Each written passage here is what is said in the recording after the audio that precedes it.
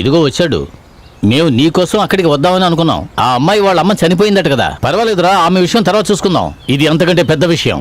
ఆ గోషి మనల్ని మోసం చేశాడు. 1, 2 కాదు, 4 కోట్ల రూపాయలు తీసుకుని పారిపోయాడు. ఇన్కమ్ ట్యాక్స్ కి భయపడే వాడి దగ్గర డబ్బులు ఇచ్చారు, కానీ ఇప్పుడే తెలుస్తుంది వాడు కుటుంబంతో పారిపోయాడని. నీ చేతికి కత్తి ఇవ్వకూడదని అనుకున్నాను, కానీ ఇప్పుడు వేరే దారి లేదు. నాకు ఆ డబ్బు తిరిగి రావాలి. అది నీ వల్ల మాత్రమే జరుగుతుంది. బయలుదేరు, కావాలంటే వీడిని కూడా తీసుకువెళ్ళు. ఎన్ని కోట్లు అన్నారు? 4 కోట్లు. రారా.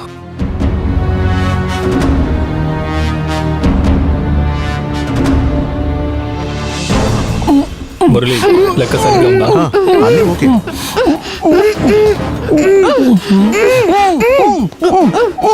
ఏంటి, తాగడానికి నీళ్ళు కావాలా? ఏంటయ్యా ద్రోహి!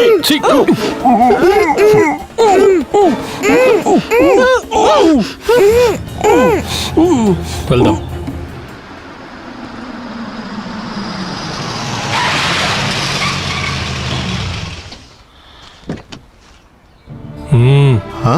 డబ్బుని పెట్టేసి వస్తాను.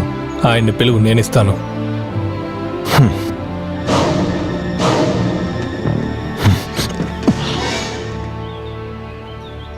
ముకుందన్ ఎక్కడరా?